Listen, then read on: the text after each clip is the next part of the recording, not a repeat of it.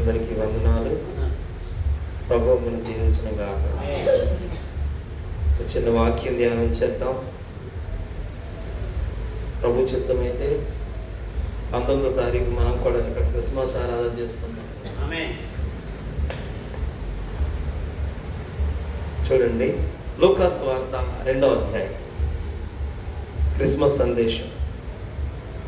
లూకా సువార్త 2వ అధ్యాయం 8వ వాక్యం నేను చదువుతున్నాను. ఆ దేశములో కొందరు గొర్రెల కాపరులు పొలములో ఉండి రాత్రి వేళ తమ మందను కాసుకొనుచుండగా ప్రభుదూత వారి యొద్దకు వచ్చి నిలిచెను. ప్రభు ఈ వాక్యము దీవించునుగాక. నాతో ఈ మాట చెప్తారా? కొందరు గొర్రెల కాపరులు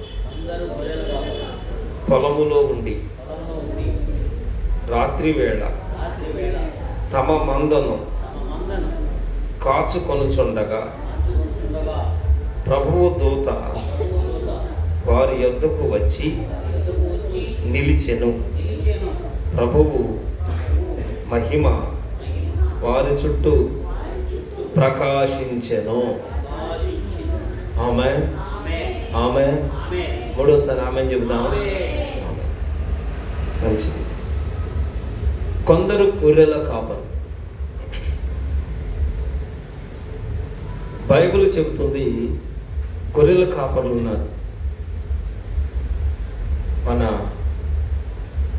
పూర్వీకులు ఇశ్రాయేలీలు, మనం కాదు. ఇశ్రాయేలీలు గొర్రెల కాపరులు. వారి జీవనం ఏంటంటే గొర్రెలు కాసుకోవడం. స్తోత్రం చెప్పండి. వారు గొర్రెలు కాసుకుంటాం. గొర్రెల కాపరి కయ్యనున్నాడు. ఆ ఫ్యాన్ ఆపేయండి, ఈ ఫ్యాన్ ఆపేయండి. గొర్రెల కాపరి కయ్యను.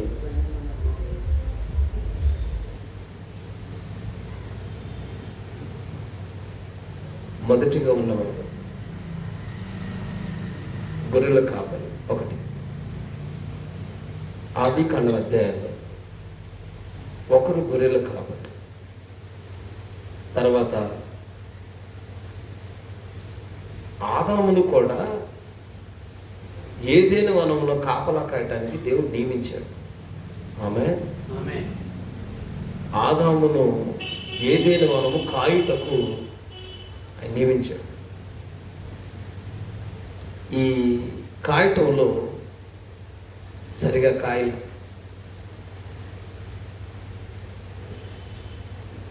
కాపరి అంటే కాపు కాసేవాడు, కాపు కాయ.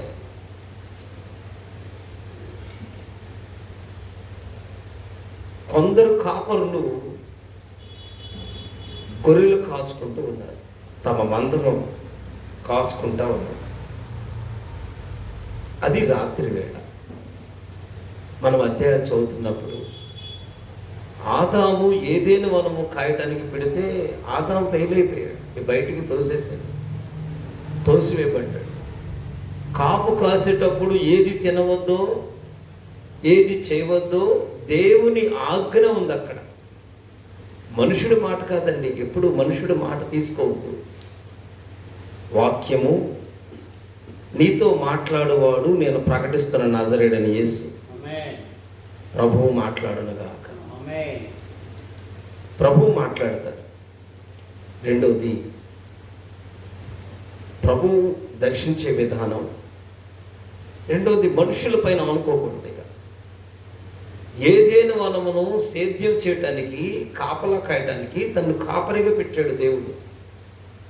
అవన్నీ రిప్రజెంట్ చూపి దలుచుకోలేడు, అటు వెళ్ళిపోద్దని. ఏదైనా వనము నుండి వెలివేయబడ్డాడు ఆమె. ఆ తర్వాత కయ్యేను, హేబేలు ఇద్దరు అన్నదమ్ములు ఉన్నారు. వారిలో ఎవరు? హేబేలు గొర్రెల కాపరి. ఒకరు గొర్రెలు కాసుకునే కాపరి, తన మందను కాసుకుని బలిపీఠం దగ్గర పెట్టేటప్పుడు అర్పణ దగ్గర తమ్ముని అర్పణ దేవుడు ముద్ర వేశాడు. నా అర్పణ ముద్రించల, నేను ఇచ్చింది దేవుడు అంగీకరించల, నేనంటే దేవునికి ఇష్టం లేదు. అలా పగ పెట్టుకుని తన తమ్ముడిని చంపాడు. ఒక కాపరి అక్కడ చనిపోయాడు. ఏదేను వన నుండి వెలివేయబడ్డాడు. కాపరి అనుభవం, దేవుడు నియమించిన ఆజ్ఞ కట్టడ తప్పిపోయాడు.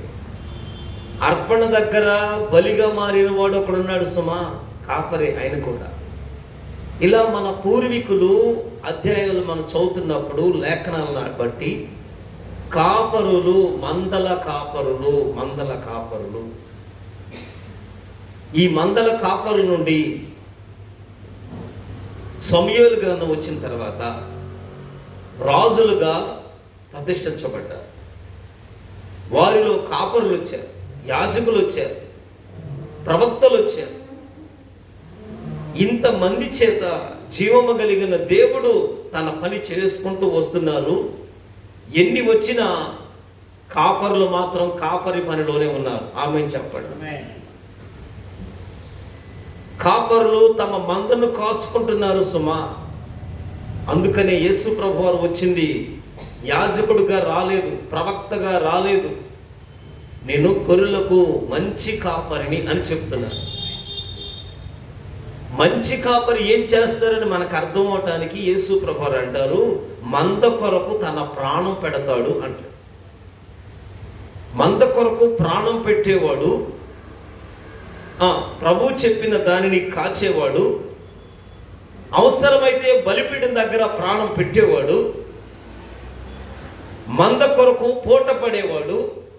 యెహెజ్కేలు ప్రవచనం ఎత్తి అంటాడు కదా, అదుగో కావలివాడా, రాత్రి వేళ ఎంత అయింది అన్నట్లు అతడు కావలివాడైతే గోపురం మీద, గోడ మీద నిలబడి మిద్దె మీద ఉండి రాత్రి అనక పగలనక తెల్లవారుతుంది చీకటి అనకుండా కనిపెట్టేవాడు, కాచుకునేవాడు కాపరి. ఆమేన్ చెప్పండి. ఈ కాపరులు తమ మందను కాచుకుంటున్నారు పొలాల్లో. ఆమేన్ చెప్పాలి. ఒక విధంగా ధనవంతులకు దొరకల ఈ భాగ్యం, భాగ్యవంతులకు దొరకల. లేదు, స్థితి పరిస్థితి లేని వారికి దొరకల, పేరు కలిగిన వారికి, ప్రఖ్యాతి కలిగిన వారికి దొరకల. ఆ దినాల్లో యాజకులు ఉన్నారు, లేవి గోత్రికులు యాజకులు ఉన్నారు, ధర్మశాస్త్ర ఉపదేశకులు ఉన్నారు, వారికి దొరకల. పొలములో తమ మందను కాసుకుంటున్న వారు ఉన్నారు. ఆమె పొలములో ఉండాలి, తమ మందను కాచుకోవాలి. రూతు పొలములోకి వచ్చిన తర్వాత తన ప్రవర్తన మార్చుకుంది. రూతు పొలములోకి, బోయాజు పొలములోకి వచ్చిన తర్వాత తన తీరు విధానం మార్చేసుకుంది, నడక మార్చుకుంది, నడవడి మార్చుకుంది. పొలములోకి వచ్చిన తర్వాత నీవైనా నేనైనా పొలం అనగా జీవము కలిగిన దేవుని సంఘం. ఈ సంఘములో చేర్చబడిన తర్వాత, పొలములోనికి వచ్చిన తర్వాత ప్రవర్తన, నడవడి, భాష, విధానం, సహవాసం అన్నీ మార్పులోనికి రావాలి. మాదిరి అయినట్లుగా ఇది బోయాజు పొలము, ఇక్కడ జీవం కలిగిన దేవుడు విడిపించే స్థలము, విమోచన స్థలము, కృప చూపే స్థలం అని ఆ స్థలాన్ని బట్టి మన నడవడి మనం ఎవరికి వారమే మార్చుకోవాలి. అది బోయాజు పొలం. ఈ పొలములో ఉన్న ఈ కాపరులు ఎట్లాంటి వాళ్ళు తెలుసండి? అబ్రహాము కాపరులు ఉన్నారు, కాపరులు గొడవాడుకున్నారు. గెరారు కాపరులు ఉన్నారు, అదుగో కాపరులు ఉన్నారండి. గొడవలాడేవాడు ఉన్నారు, జగడమాడేవారు ఉన్నారు, సమస్యలు పెట్టేవాళ్ళు ఉన్నారు, సంకటాలు పెట్టేవాళ్ళు ఉన్నారు. ఈ రాత్రి నేను ప్రకటిస్తున్న యేసు క్రీస్తు నామమును బట్టి చెబుతున్నాను, వారు తమ పొలములో ఉన్నారు, తమ మందను కాస్తూ ఉన్నారు. ఆమేన్. ఎవరి మందం ఉందో ఆ మందను కాసేవారు, ఏ పొలం ఉందో ఆ పొలంలో కనిపెట్టేవారు. వారికి మహిమ కనబడుతుంది, ప్రభుదూత వస్తుంది, దేవుని మహిమ అక్కడ కలుగుతుంది. ఈ సార్వత్రిక సంఘాల్లో అనేక సంఘాలు ఉన్నాయి, అనేక సహవాసాలు ఉన్నాయి. క్రీస్తు ఒక్కడే, సంఘములు అనేకం ఉన్నాయి. తండ్రులు అనేకులు ఉన్నారేమో, తండ్రి ఒక్కడే. నా ప్రియ సహోదరులారా, ఏ ఆత్మీయుడైతే తన మంద, తనకు అప్పగించబడిన దాన్ని ఈ కృపాకాలంలో కాచుకుంటూ రాత్రివేళ మెలకుగా ఉంటాడో, రాత్రివేళ నీకు దేవుడు అప్పగించిన ఆజ్ఞ ఆదాము కాలంలో ఆజ్ఞలాగా, తరువాత నీకు అప్పగించినదేదో మందను కాచి బలిపీఠమే పెట్టే హేబేల్లాగా, నీకు అప్పగించబడిన గెరారు పనివారు ఉన్నారు. గెరారు కాపర్లు, అబ్రహాం కాపర్లు, ఇస్సాకు కాపర్లు ఉన్నారు. ఎవరు ఏ పని ఏది నీకు అప్పగించారో ఆ పనిలో నీవైనా నేనైనా రాత్రి వేళ నాకు అప్పగించబడిన ఈ మంద, నాకు అప్పగించబడిన ఈ పొలము, నేను కాస్తున్న ఈ సేవ సంఘం ఎవరైతే ఎదురు చూస్తారో, ఏ వ్యక్తి అయితే ఎదురు చూస్తాడో, ఏ వ్యక్తి అయితే తమ మందను కాచుకుంటూ ఉంటాడో, బైబిల్ చెప్తుంది లూకాసు వార్త 2వ అధ్యాయం, ఆ దేశంలో కొందరు కాపరులు పొలములో ఉండి, రాత్రివేళ 8వ వాక్యాన్ని చదువుతున్నాను, తమ మందను కాచుకొనుచుండగా, జాగ్రత్తగా ఆలకించాలి, హల్లెలూయా, తమ మందను కాసుకుంటున్నారు. ఏదైనా మనం కాయలేకే ఆదాము తోలివేయబడ్డాడు. మందను కాసే దగ్గర సరిగా కాయకపోతే వెలివేయబడతాం. కాపరులు యేసుకేలు కాలంలో ప్రవచనం ఎత్తి మాట్లాడతాడు, కాపరికి గొర్రెకు మధ్య పెట్టి తీర్పు తీరుస్తానన్నాడు. కాపరి గొర్రెలకు గాయాలు కట్టట్లా, మేత మేస్తుందో లేదో చూడట్లా, జబ్బు పడిన వాటిని బాగు చేయట్లా, పట్టించుకోవట్లా. కాపరులకు శ్రమ అని ఒక ప్రవచనం బయలుదేరింది. కాపరులు అనేక రీతిలుగా ఉన్నా, ఒకవేళ రాజుల కాలం అయిపోయింది, నాయకత్వం అయిపోయింది, ప్రవక్తలు ఆగిపోయారు, కాలాలు మారొచ్చు, యుగాలు మారొచ్చు, పరిస్థితులు మారొచ్చు, కానీ మనము కలిగిన ప్రభువు నిన్న నేడు నిరంతరం ఏకరీతిగా ఉన్నవాడు. ఆయనే నజరేయుడైన యేసు. నీకు అప్పగించబడిన పొలం, నీవున్న కాపరివైతే, ఎవరైతే కాపరి భాగ్యం కలిగి ఉంటామో, కాపరిగా ఉండి తమ మందను పొలములో కాస్తూ ఉంటామో, కొందరే కాపరులు, అందరూ కాపరులు కాదు ప్రియులారా, అందరూ మేపరులు అన్నమాట. మందను గాయం కట్టేవాడు ఎవరు లేరు, మంద కోసం పూటపడేవాడు లేరు. మందను తోడేలు పడకుండా దావీదు కాలంలో తమ మందను కాసేటప్పుడు తండ్రి గొర్రెలు, పాడి గొర్రెలు కాస్తున్నాడు దావీదు. మందలో ఏమైనా దొరబడకుండా ఎలుకబంటి, తోడేలు, ఏదైనా సింహం ఏదైనా పడినా వాటి నుండి, ఆ సింహపు నోట నుండి గొర్రెను విడిపించుకుని సింహమును చీల్చినట్లు కాపరికి ఎటువంటి పోరాటాలు ఆలోచించండి. గొర్రె చెదిరిపోకూడదు, గొర్రె బలహీనం అవ్వకూడదు, గొర్రె జబ్బుని పడకూడదు. ఏది అప్పగిచ్చాడు? అప్పుడు పాత నిబంధన కాలంలో ఆదాముకు అప్పచెప్పిందేమో ఆజ్ఞ, అది. తర్వాత కాలంలో గొర్రెలు కాయటం, తర్వాత కాలంలో మందను కాయటం. జాగ్రత్తగా ఆలకించండి. కాలాలు మారుతూ ఉండగా, పరిస్థితులు మారుతూ ఉండగా జీవము కలిగిన వాక్యము మారుతూ వస్తుంది. అలా బైబిల్లో చెప్తున్నట్లుగా తమ మందను కాసుకుంటున్నాడు. తమ మందను పొలములో కాసేవారు ఎవరైతే ఉంటారో, బైబిల్ చెబుతుంది, ప్రభువు దూత వారి యొద్దకు వచ్చి నిలిచెను. చెప్పాలి హల్లెలూయా, చెప్పరా హల్లెలూయా. ఏంటంట? ప్రభువు దూత వచ్చి, ఆమె చెప్పండి, ప్రభు దూత వచ్చి వెళ్ళిపోద్ది. మనకు వాక్యమే తెలియట్లే, ఇంకా దూత దాకా వెళ్తామా? పరిశుద్ధాత్మ కృపాకాలంలో పరిశుద్ధాత్మ తెలియట్లే, ఆత్మ నడిపింపు తెలియట్లే, ఆత్మ సంబంధమైన ఉపదేశ క్రమం తెలియట్లే, వాక్యమైన దానికి ఇంకా తెలియట్లే, వెలిగింపబట్ల. నీ వాక్యము నా పాదములకు, నా త్రోవలకు వెలుగు అని వాక్యం చెప్తుంది. గడ్డి వాడిపోవును, పువ్వు రాలిపోవును, వాక్యము నిత్యము నిలిచి ఉంటది. కాపరుల దగ్గర ఉన్నదేంటిది? వాక్యము. పరిస్థితులు ఒకవేళ బాగోలేదు కదా, మనకెందుకు? ఎవరో ఒకరు హేరోది కాకపోతే మరొక రాజు వస్తాడు, మనకెందుకు? మనల్ని పరిపాలించేవారు ఎవరో ఒకరు ఉంటారులే, మనకెందుకు? తమ మందను కాచుకునే వారికే క్రీస్తు జన్మదినం తెలుస్తుంది, క్రీస్తు జన్మ యొక్క విలువ తెలుస్తుంది. యేసు క్రీస్తు వారు జననం ఎందుకో అర్థమవుతుంది. యేసు క్రీస్తు వారు ఏ ఉద్దేశంతో వచ్చారో ఆ సంకల్పం తెలియాలంటే నీలో వాక్యము పనిచేస్తేనే, వాక్యమైన ప్రభు చేతను నీ కనులు వెలిగించబడితే, నీ మనోనేత్రాలు వెలిగించబడితే, నీ ఆధ్యాత్మిక జీవితం ఎప్పటికప్పుడు సరిచేయబడుతూ సాధకం చేయబడుతూ ప్రభు ఇచ్చినదేదో, ప్రభు చేసినదేదో, ఏది దేని కొరకు నువ్వు పట్టబడ్డావో, ఏ పాప బంధకాల నుండి శాపము నుండి విడిపించబడ్డావో, ఏ మాదక మత్తు నుండి పట్టబడ్డావో, ఎక్కడ వాడిని విడిచిపెట్టావో, ఏ ప్రభువును కలిగి ఉన్నావో, ఈ రాత్రి ప్రభు నీతో మాట్లాడినట్లు, నీతో మాట్లాడాలి అంటే, నేను దర్శించాలంటే నీకు అప్పగించబడిన దాన్ని నువ్వు కాచుకుంటేనే.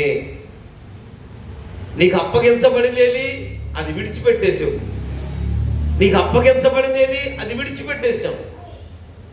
నేనంటాను, ప్రభు నీకు అప్పగించాడు. ఏ విజ్ఞాపన ప్రార్థన అప్పగించాడు, లేదు మందిరం అప్పగించాడు.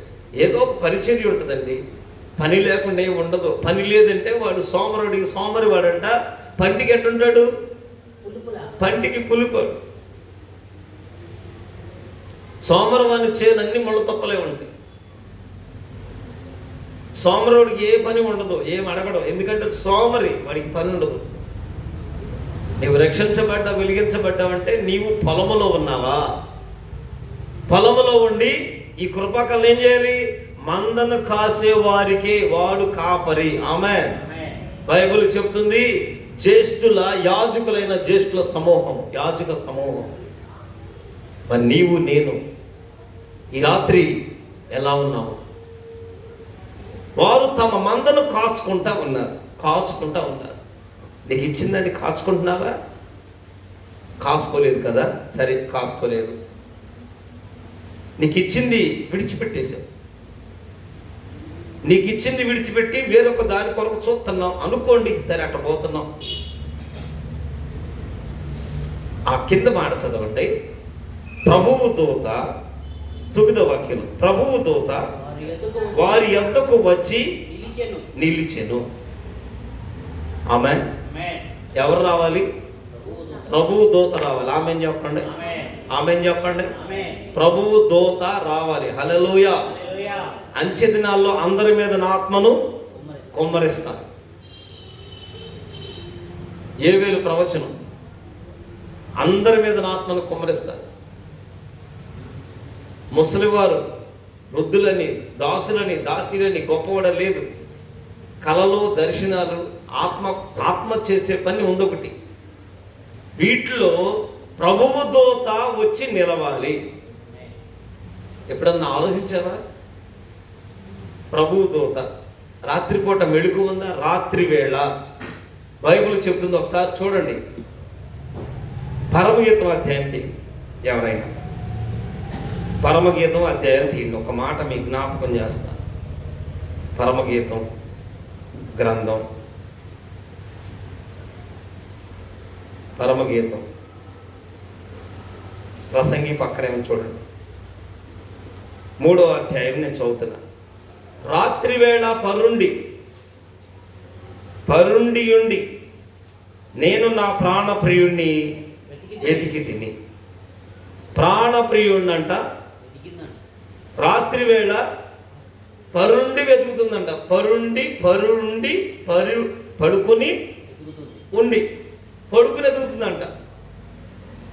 ఎదుగుతుందంట.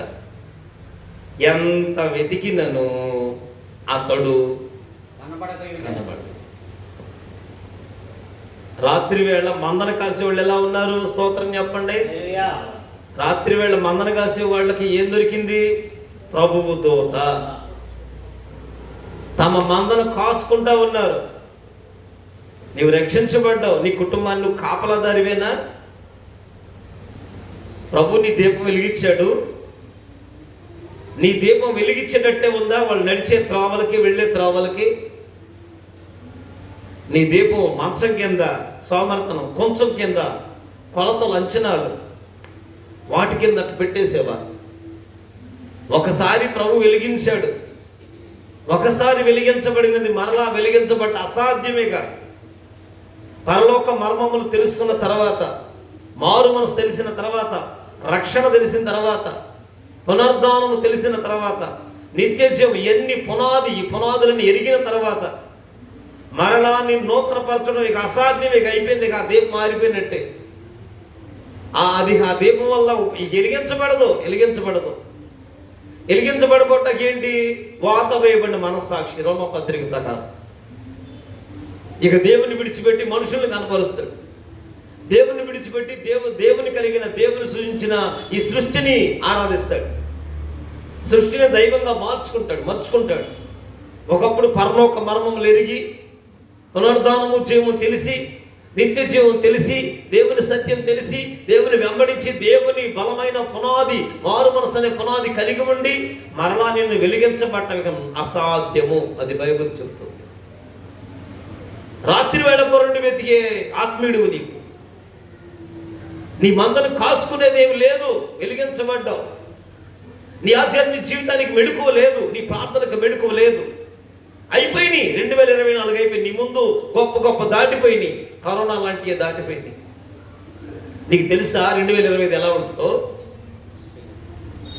2025 ఎలా రాబోతుందో తెలుసా? చుట్టూ శ్రమలే, పరిస్థితులన్నీ వ్యతిరేకంగా ఉంటాయి. ఈ రాత్రి ప్రభువైన దేవుని ప్రేమను బట్టి అడుగుతున్నాను, నీకు అప్పగించబడిన దాన్ని కాచుకుంటున్నావా? నీ విషయం ప్రభు నిన్ను లెక్క అడుగుతాడు. నీ పిల్లల విషయంగా, నీ కుటుంబ విషయంగా, నీ పరిచర్యల సేవల విషయంగా, నీకు అప్పగించబడిన దానిని బట్టి ఆదామును లెక్క అడిగిన దేవుడు, అబ్రహాము ఇస్సాకు లెక్క అడిగిన దేవుడు, ఆయన లెక్క అడగటానికి వస్తున్న దేవుడు, ఆయన వాని క్రియలను బట్టి జీతమును పట్టుకొస్తున్న దేవుడు. యథార్థవంతుని ఉండమన్నాడు, నీతిమంతుని ఉండమన్నాడు, పరిశుద్ధుడు ఉండమన్నాడు, పాపిగా ఉండమన్నాడు. వాని క్రియల చొప్పున జీతము నా యొక్క ఉంది అన్నాడు. ఈ రాత్రి వేళ తమ మందను వారు కాస్తున్నారు. రాత్రి వేళ కాస్తున్నారు. నీకు నిద్రే. ఒక రాత్రి దేవుని దగ్గర గడపలేవు. ఇప్పుడు కూర్చుంటాం. అయితే ఇప్పుడు కూర్చుంటారు ఇక చక్కగా మీటింగ్లో భోజనాలు అయిపోయిన తర్వాత కూర్చుంటారు. ఇప్పుడు 9కి అయిపోతారు ఇక అందరి కాడ. ఇక 12 అవుతూ 1 గంట అవుతూ ఇక అంతే. వ్యర్థమైన మాటలు, వ్యర్థమైన వాటితో ఎన్నో విషయాలు. ఇక్కడ నుండి మొదలెడితే ఢిల్లీ దాకా వెళ్ళిపోతాం. జగన్ ఏంటో మనతో పరిచయం ఉన్నట్టుగా జగన్ గురించి మాట్లాడేస్తామే. మంత్రులందరూ మంత్రుల పేర్ల గురించి గొడవాడుకునే వాళ్ళు ఎంతోమంది కూర్చుని అసలు లేదు, ఆ విషయమే లేదనుకోండి, కానీ దాంతోనే కాలక్షేపం. అక్కడ పెద్ద సమస్య, చిన్న మాటగా ప్రారంభమై పెద్ద సమస్యగా మారిపోయి ఎందరో ఉన్నారు. ఈ రాత్రి నువ్వు ఆత్మీయుడివేనా? నువ్వు ప్రభువైన యేసుక్రీస్తు రక్తంలో కడగబడ్డావా? కడగబడితే రాత్రి వేళ తమ మందను కాచుకుంటున్నారు. క్రిస్మస్ సందేశంలో క్రీస్తు జన్మముంది, సర్వలోక పాప పరిహారార్థమై సజీవుడు అదుగో మనుషుడిగా శరీరుడిగా లోకములోనికి రాబోతున్నా మెస్సైన బట్టి ఎదురు చూస్తున్నావు అన్న అనుభవం ఉందా? నీకైతే పునరుద్ధానం గురించి ఏదో నిరీక్షణ ఉందా? ఆ ప్రభు పొందిన పునరుద్ధాన శక్తి నాలోని కావాలి.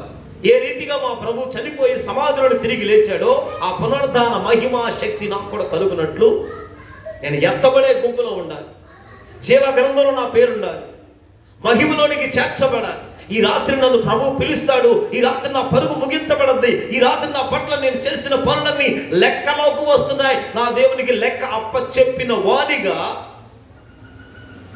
నా జీవము ఆయన జీవము మూటలో కట్టబడి ఉంది అనటానికి. ప్రభు ప్రేమించాడా? తెల్లారదు. ప్రభు కలుగు చేశాడా? మరొక దినం ఉంటుంది. నీకుందా మెళుకువ? నీవు నీ మందను కాస్తున్నావా? నీ కుటుంబం నీకు మంద కాదా? నీ పిల్లల కోసం నువ్వు అంగలార్చొద్దా?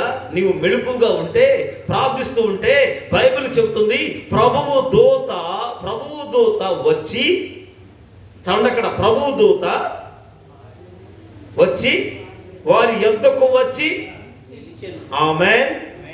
ప్రభు దూత వచ్చి అక్కడ నిలిచింది. హల్లెలూయా. అసలు మనకి ఇలాంటిది అడగం మనం అసలు. ప్రభుదూత దర్శనం రాత్రి వేళ దొరుకుతుందని మెళుకు కలిగిన ప్రార్థన.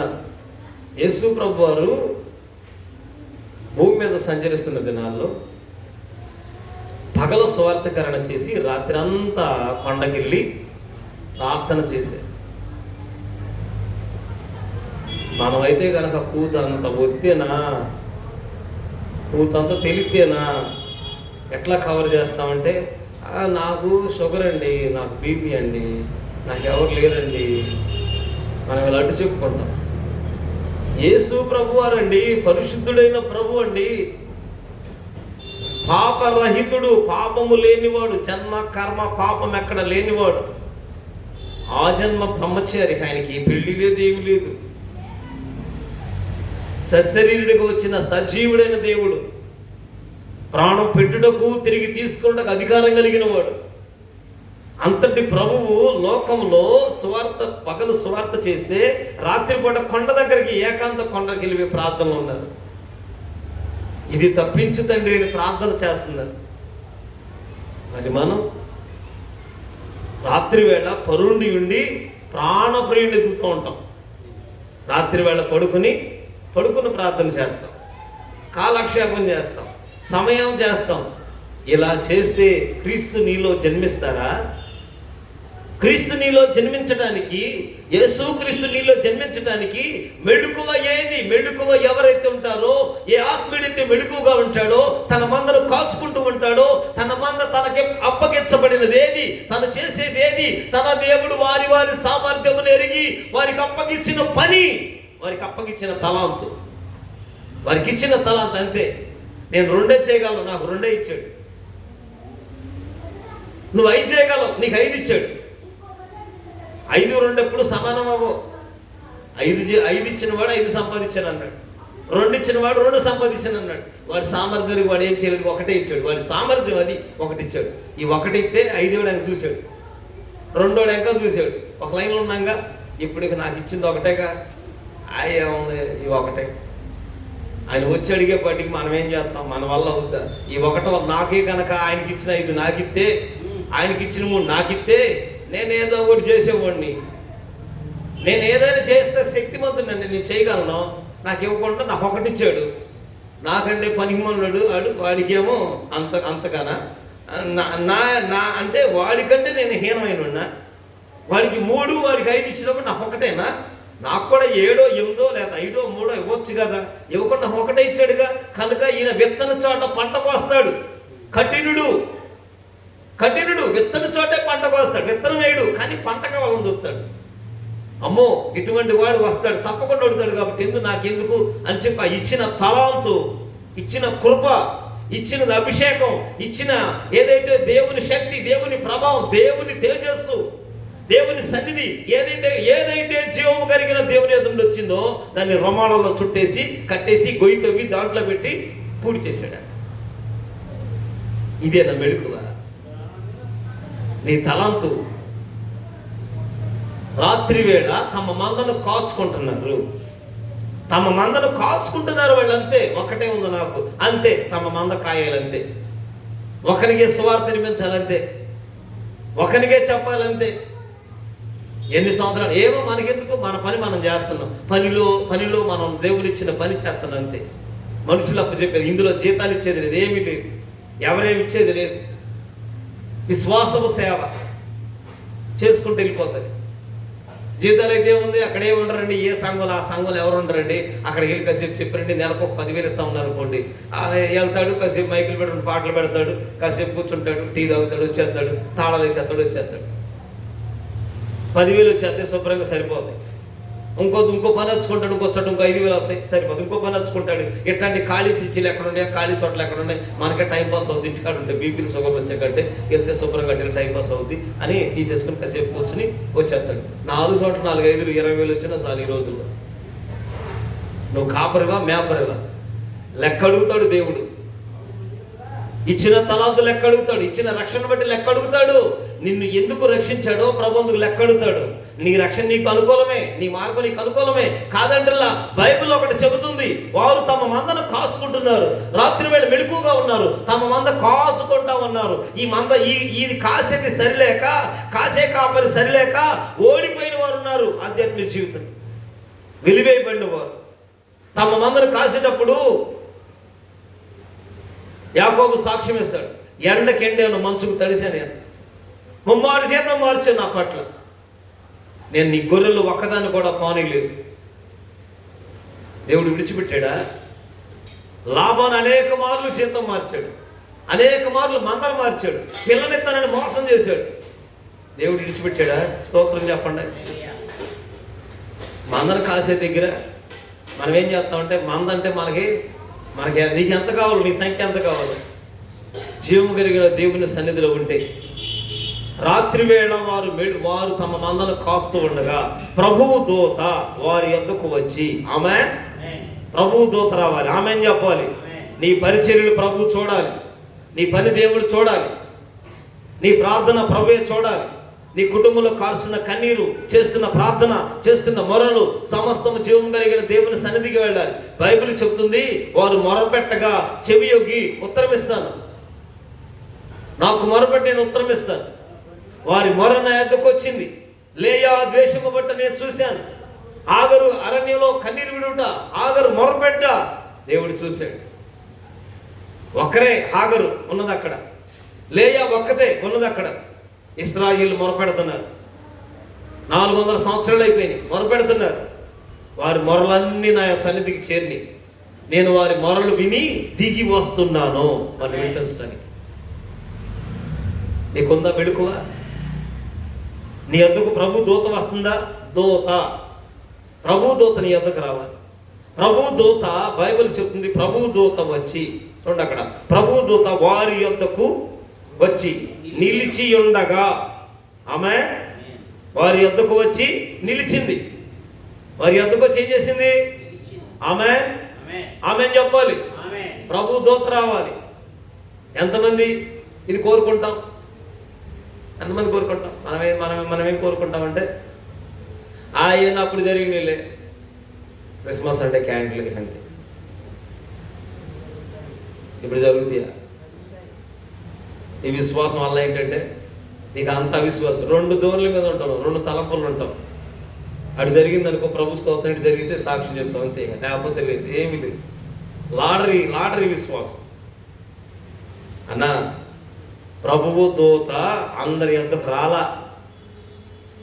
ప్రభు ప్రణాళిక ఎవరి పట్ల ఉందో, కొందరు కాపరులు, బైబిల్ చెబుతుంది, కొందరు కాపరులు అందరి దగ్గరికి వెళ్ళా. అందరు ఇష్టపడరు ఈ క్రిస్మస్ సందేశాన్ని, అందరూ క్రీస్తుని గురించి ప్రకటించరు, క్రీస్తు యొక్క జననాన్ని తెలియపరచరు, క్రీస్తు యొక్క ఔన్నత్యాన్ని తెలియపరచరు. అందరు ఇష్టపడరు ఈ పండగ, ఈ ప్రార్థనని. మన వాళ్ళని కాపర్లు కొందరు ఇష్టపడరు. ఏమంటారంటే, కాపర్లు ఏముంది, ఆ క్రిస్మస్లో ఏముందండి, ఏం లేదండి అంటారు. కాదు, నువ్వు కాపరివైతే, నువ్వు కాచేవాడివైతే ప్రభుదూత నీ యొద్దకు వస్తుంది. ప్రభుదూత వచ్చిందా? మనోహ దగ్గరకు వచ్చింది, న్యాయాధిపతుల కాలంలో ప్రభుదూత వచ్చింది. ప్రభుదూత వచ్చేపాటికి వారికి ఒక కండిషన్ చెప్తుంది, ఇక మీరు మద్యం తాగకూడదు, కొన్ని తినకూడదు, మీరు అపవిత్రంగా ఉండకూడదు, ఇది మొదలుకొని మీరు జాగ్రత్తగా ఉండాలి. ప్రభు దూత వస్తే కొన్ని జరుగుతాయి. ప్రభు దూత వచ్చింది, ఆగరు కళ్ళు తెరవబడి, ఆమె హాగరు అరణ్యంలో ఉన్న ఆగరు దగ్గరికి దేవుని దూత వచ్చింది, కళ్ళు తెరవబడి. హాగరు అదిగో నీళ్లు, అప్పుడు ఆగరు కళ్ళు ఎప్పుడైతే కళ్ళు తెరవబడినాయో, పొరలు రాలిపోయినాయో, అప్పుడు చూస్తుంది నీటి ఓట కనపడుతుంది. ఎడారుల్లో నీటి ఓట, ఇసుక ప్రాంతాల్లో ఏమీ లేదు కానీ నీటి ఓటలు ఉబ్బుకుతున్నాయి. నీటి ఓటలు ఉబకాలన్నా, ఎడారు నీటి మడుగులుగా మారాలన్నా, ఎండిన భూమి ప్రవాహజలంగా మారాలన్నా ప్రభువు దూత ఆమె వారి యొద్దకు వచ్చి నిలవాలి. నీ యొద్దకి ఏముంది? ఎన్ని క్రిస్మస్లు అయిపోయినాయి, ఎన్ని ప్రార్థనలు అయిపోయినాయి, ఎన్ని వెళ్ళిపోతున్నాయి. క్రిస్మస్ అంటే ప్రభు దూత ప్రత్యక్షత వద్దా? కాపరి అనుభవంలోనికి రావా? నువ్వెక్కడున్నావు? కాపరి కాదు నువ్వు. కాపరి అంటే కాచేవాడు తన మందను కాచాడు. ఏస్కేల్ అధ్యాయం చెప్తుంది, మీలో ఒకడు కావలివాడిగా ఉండాలి. మీలో ఒకడు, మీ ఇంట్లో ఉన్నాడా, ఒక పిల్లోడిని దేవుని కొరకు ప్రతిష్ఠ చేసుకోండి.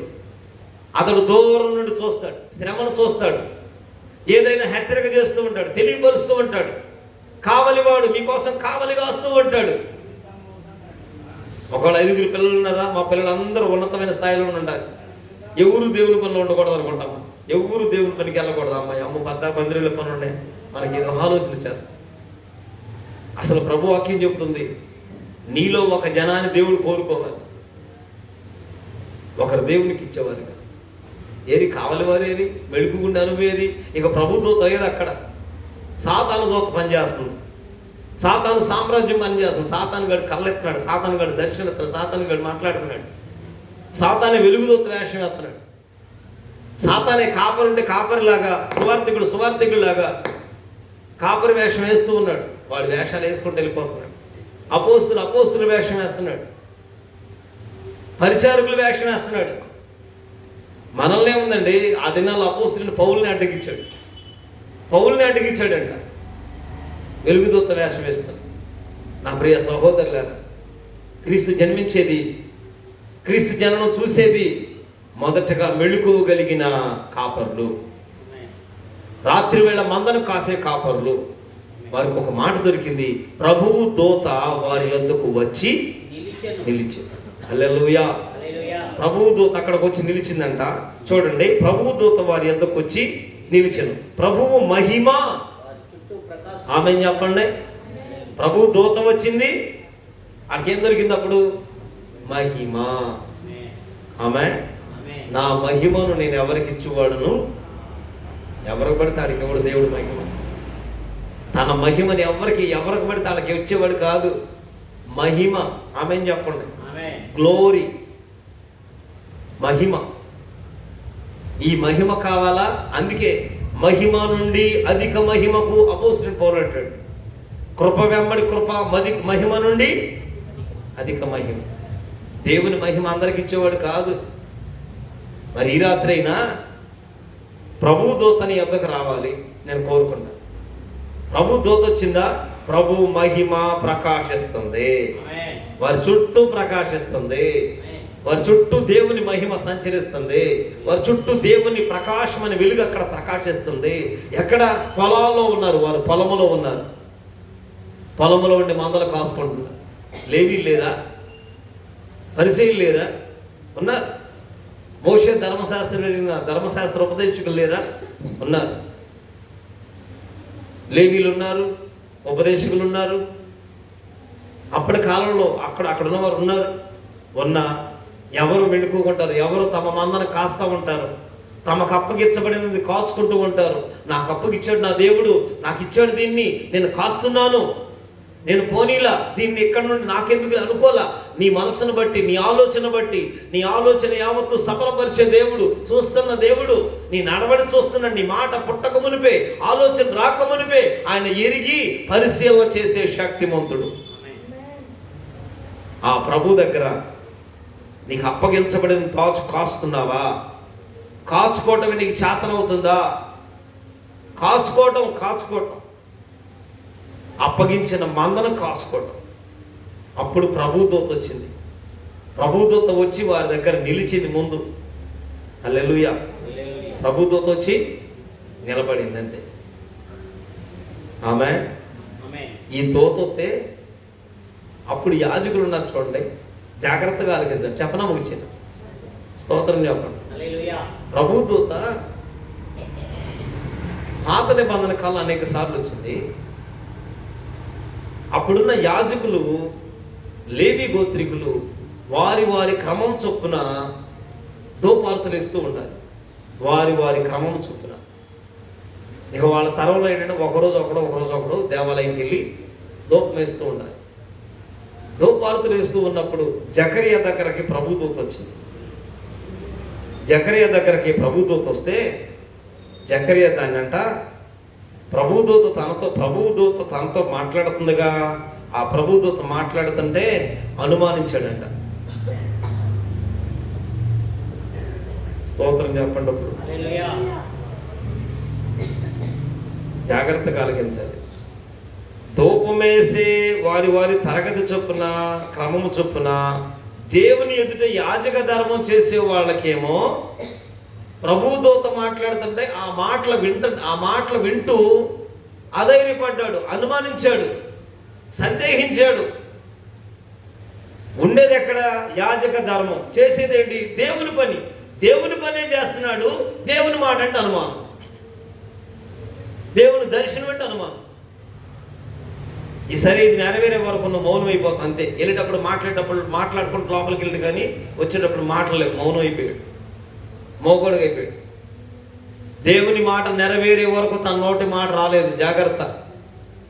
ప్రభువు దూత నీ ఎద్దకు రావట్లా, నిన్ను సరిచేయట్లా. అందుకే కట్టు తప్పావు, నీ ఇష్టానికి వెళ్ళిపోతున్నావు, నీ స్వనీతిని ఆధారం చేసుకుంటున్నావు, నిన్ను నీవే గొప్ప చేసుకుంటున్నావు. నీ ఎద్దకు ప్రభు దూత రావట్లా.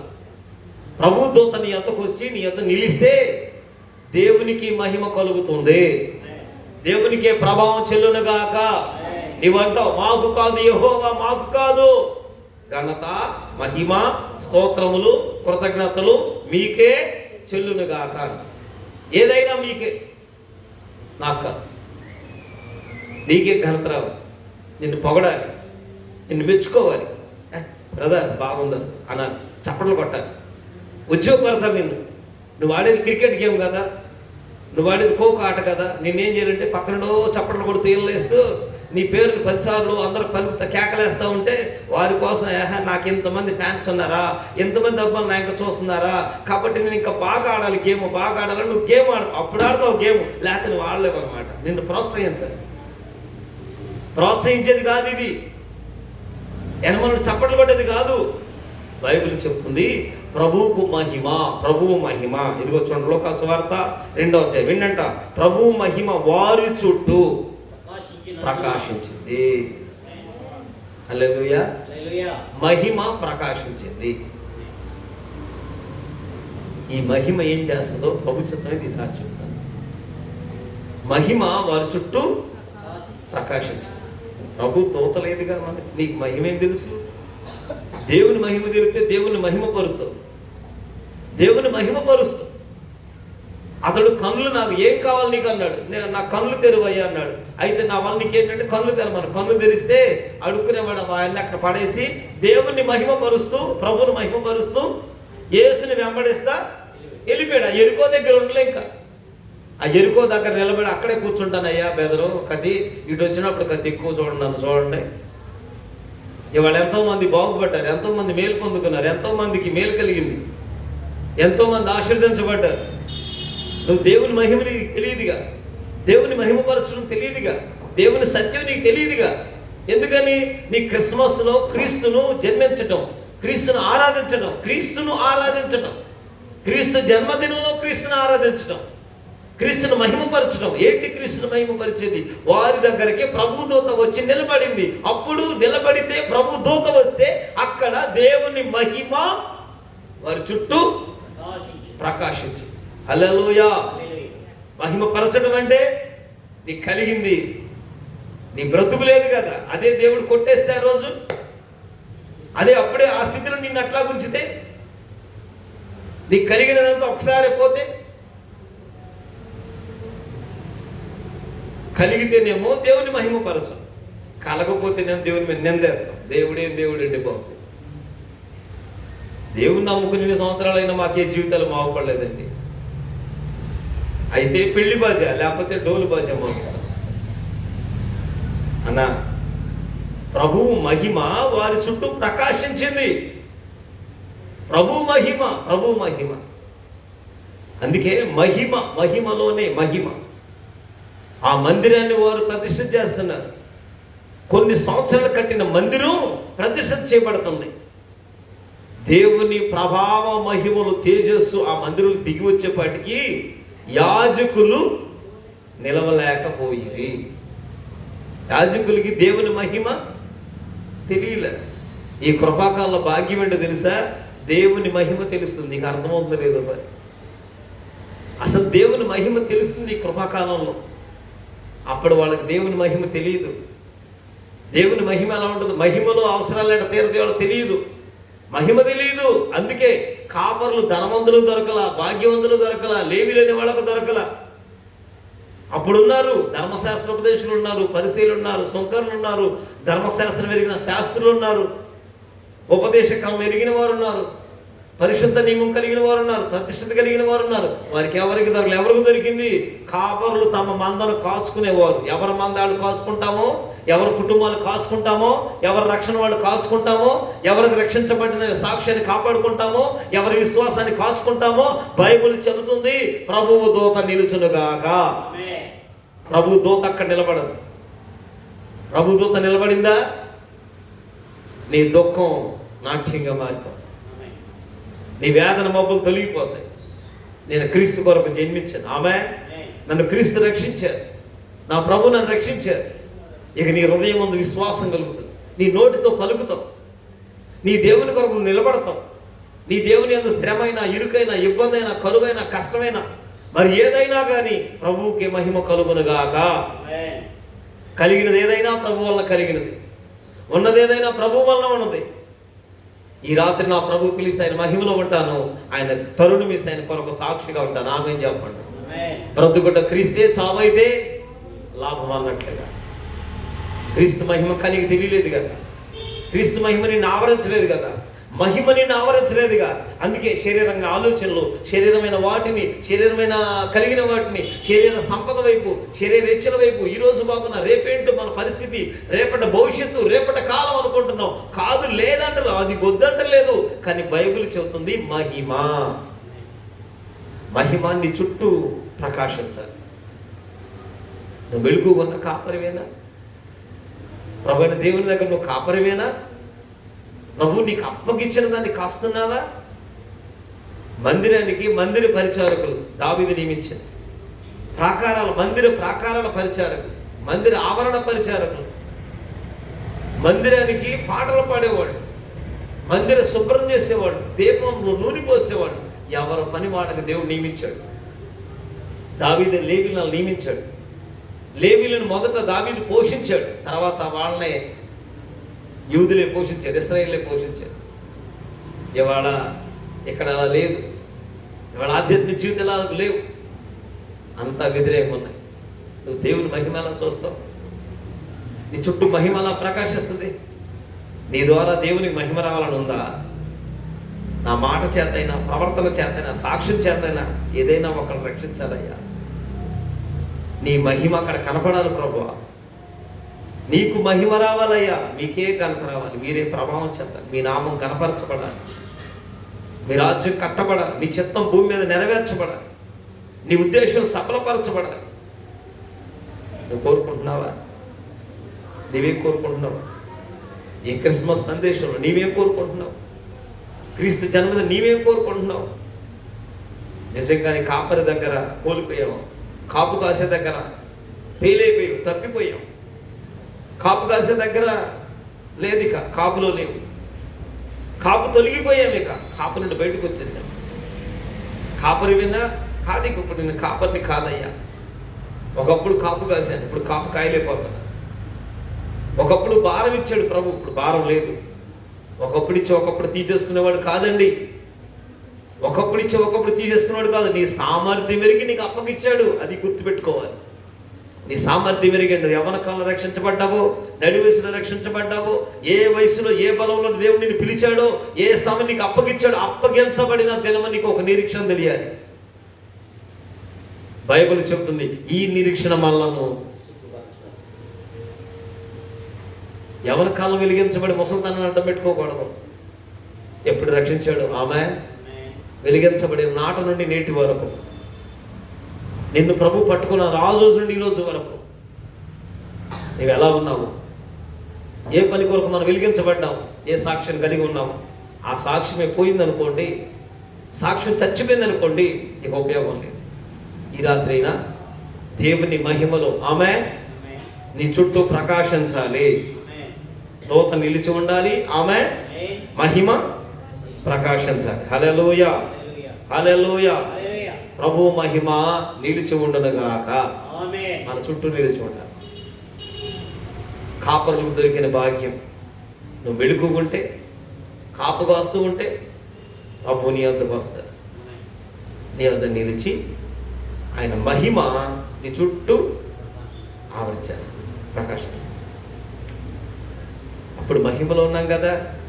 ఆమె చెప్పండి, మహిమలో ఉన్నాం కదా. మీకు అర్థం అవటానికి మోషే మనుషులకు కనబడతా ఉన్నాడు. పైకి రమ్మన్నాడు ప్రభు, కొండ మీదకి రమ్మ. కొద్ది దూరం వీళ్ళు చూస్తూ ఉన్నారు, ఇశ్రాయేలీయులందరూ చూస్తున్నారు కొండ ఎక్కడం. ఇక కొద్దిగా ఎదరికి వెళ్ళేప్పటి మోషే వాళ్ళకి కనబడలేదు. అదే మహిమ. మనం ఈ మహిమను కోరుకోవాలంటే ఆమె మహిమ ఏం చేస్తుంది? కొండ మీదకి నడిపిస్తుంది.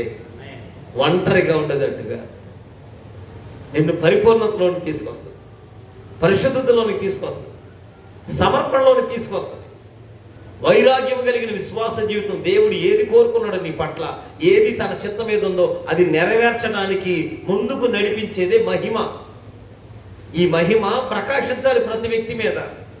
కనుక వెలుగు లేదు కాబట్టి మహిమ లేదు, మహిమ లేదు కాబట్టి సమర్పణ లేదు, పరిశుద్ధత లేదు. ఇక చాలే, చాలు చాలు చాలు, ఇక మనం ఎలా ఉన్నా చాలు, ఎలా నడిచినా చాలు, ఎలా వెళ్ళినా చాలు, మనల్ని ఎవరు అడిగేవారు ఎవరు లేరు కాబట్టి అని చెప్పి మనలను మనమే బలపరుచుకుంటూ మనల్ని మనమే ఊతమిచ్చుకుంటున్నాం. మనలను మనం ఊతమిచ్చుకునేది కాదు, మనలను బలపరుచువాడు ఆమేన్, బలహీనలను బలాఢ్యులుగా మార్చువాడు ఆమేన్.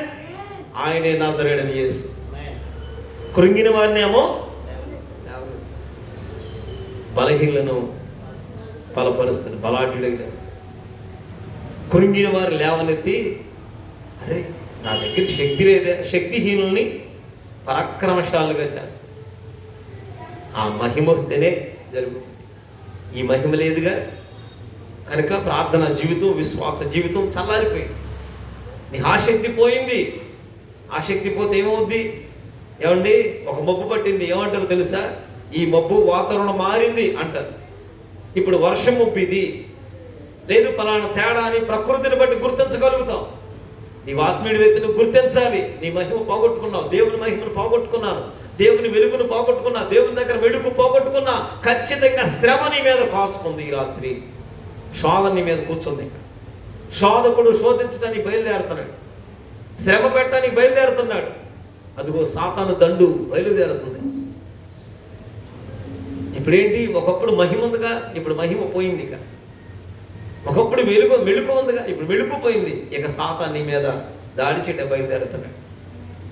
నా ప్రియ సహోదరులారా, ఈ రాత్రి అయినా ప్రభు మహిమ ఆమేన్, ప్రభు మహిమ మన చుట్టూ ప్రకాశించాలి. హల్లెలూయా. ప్రకాశించిందా? ఇక నిన్ను దేవుడు బలపరుచునుగాక. ఎందుకొరకు? క్రీస్తుకు సాక్షిగా. ఈ కాపర్లు ఏం చేశారంటే, వెళ్ళి మేము కన్న వాటిని విన్న వాటిని మేము చూడాలి. ఆమె చెప్పండి. ప్రభుతో దొరికినప్పుడు, మహిమ కలిగినప్పుడు ఒక నిరీక్షణ వస్తుంది. ఏ మాటలు విన్నాం మనం? ఆ మాట తెలుసుకోవాలి. ఏ మాట మనతో చెప్పాడు? ఆ మాట తెలుసుకోవాలి. ఎక్కడ కాదు, మనం బయలుదేరాలి. నడుచుకుంటూ వెళ్తున్నారు, వెళ్ళిపోయారు. మనం వెళ్ళి బెత్లెహేం వెళ్దామా? సరే వెళ్దాం పాండి. ఏ ఆనవాళ్ళని చెప్పారు? ఆనవాళ్ళకి వెళ్ళారు. చూసి అవన్నీ దారి పొడుగుతా ప్రచురం చేస్తూ వచ్చారు. హల్లెలూయా. కనబడిన వారికల్లా తెలియజేస్తున్నారు, మేము శిశువు కలిగిన, పొత్తిగొడ్డు చుట్టబడిన క్రీస్తు అభిషేక్తులైన మెస్సని మేము చూసాం, పలానా చోట ఉన్నారు మేము చూసాం అని చెప్పి సాక్ష్యం ఇస్తున్నాం. నీవు నేను కదలాలి అంటే, కదల్చబడాలి అంటే, ముందుకు వెళ్ళాలి అంటే, పని చేయాలి అంటే, ఈ కాళ్ళు అంటే వెళ్దాం, ఈ శరీరం వెళ్దాం. దీనికి ఒక పని చేయాలి. ఈ శరీరానికి శరీర సంబంధమైన కాకుండా ఆత్మ సంబంధమైన జీవం అడగాలి. ఈ ఆత్మ సంబంధమైన జీవం ఏం చేస్తుంది? మహిమ నీ చుట్టూ ఆవరిస్తుంది. ఈ మహిమ నిన్ను నడిపిస్తుంది. ఆమేన్. నిన్ను ఎటు నడిపించాలో ఆయన కోరిన రేవుకు నిన్ను నడిపిస్తుంది. నడిపించే దేవునికి రాత్రి అప్పగించుకుంటావా? మరి నన్ను నడిపించు ప్రభువా, నీ చిత్తం నా పట్ల జరిగించు ప్రభువా, నీ యందు వడంబడిగా తప్పిపోయాను, నీ ఉద్దేశం తప్పిపోయాను, నేను పరిశుద్ధంగా ఉండటమే నీ చిత్తమైతే నన్ను పరిశుద్ధపరచయ్యా, నేను ఎలా ఉండటం నీకు అనుకూలమో అలా నడిపించయ్యా అని దేవుని దగ్గరకు వస్తావా? ఒక తీర్మానం చేసుకుంటావా? నిరీక్షణ కలిగి ఉంటావా? అయితే ప్రభు ఈ మాటలు ముద్రించునుగాక, ఈ తీర్మానం స్థిరపరచునుగాక. ప్రభు ఈ మాటలు దీవించి ఆశీర్వదించునుగాక. ప్రార్థన చేసుకుందాం, ప్రార్థన చేసుకుందాం. అందరూ ప్రార్థన చేసుకుందాం. చిన్న ప్రార్థన చేద్దాం. స్తోత్రం నాయనా.